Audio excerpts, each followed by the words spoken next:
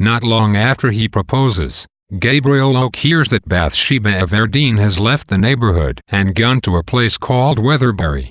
He finds that there is no regular path for getting out of love as there is for getting in, and loves her all the more once she is gone. The rest of Chapter 5 describes a tragic event that changes Gabriel's fate forever. He has two sheepdogs, a loyal and reliable one named George and George's son, who is still learning to herd sheep and is often too enthusiastic. One night, on one of the rare occasions when Gabriel goes to sleep in his own bed rather than in the fields, he wakes in the middle of the night to the sound of sheep bells clanging wildly. He goes outside and follows their footprints to the edge of a steep chalk pit. Looking in, he sees hundreds of dying sheep and mangled sheep carcasses. The younger dog has unwittingly chased them over the edge in his zeal. Ruined financially without his sheep, Gabriel can no longer farm. However, he does not immediately dwell upon his own misfortune. His first impulse is to pity the gentle ewes and their unborn lambs. His second impulse is to thank God that Bathsheba did not marry him, for he wishes only prosperity for her.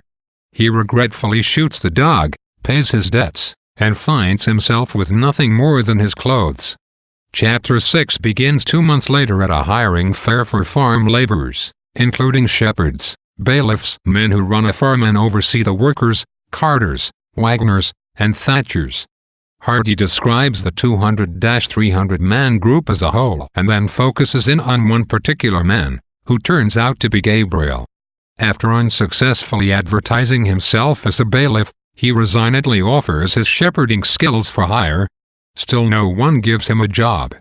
Finally, he earns a little money by playing his flute for the passers-by, and he decides to try another fair the next day. He falls asleep in a wagon and wakes up to find it moving toward Weatherbury, where Bathsheba has settled.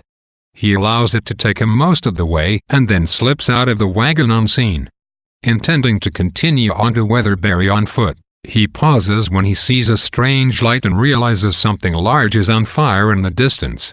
A crowd gathers helplessly around a straw rick, a large stack of straw, wheat, or other grain, but Gabriel knows just what to do.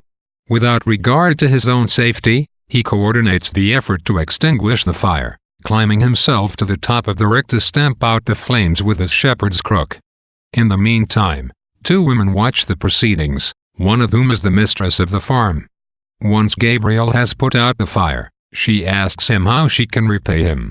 He approaches her and asks if she has need of a shepherd's services. When she lifts her veil, the 2 figures stare at each other in astonished recognition. Bathsheba decides to hire him, and she asks him to speak to the bailiff, a bad-tempered man.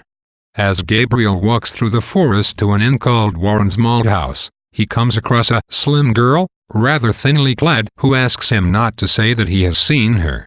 As he reaches to give her a shilling, seeing that she is poor and worrying she may be cold, he touches her arm by mistake. We read, Gabriel's fingers alighted on the young woman's wrist. It was beating with a throb of tragic intensity. He had frequently felt the same heart, quick beat in the femoral artery of his lambs when overdriven. It suggested a consumption too great of a vitality which, to judge from her figure and stature, was already too little. Gabriel passes her and joins the other farm laborers in the malthouse. Chapter 8 takes place in the malthouse and introduces us to the local laborers and their culture. Hardy attentively records the men's dialect and their ways of life, and he takes care to differentiate one from another, though to some extent the characters fit into types. Gabriel drinks with them, and after he has left, news arrives that Bathsheba has fired her bailiff, Pennyways, having caught him stealing, and her youngest servant, Fanny Robin, has run away. This, we guess, is the slim girl Gabriel met in the forest. Bathsheba asks her workers for help in finding her or information about the lover with whom she may have fled.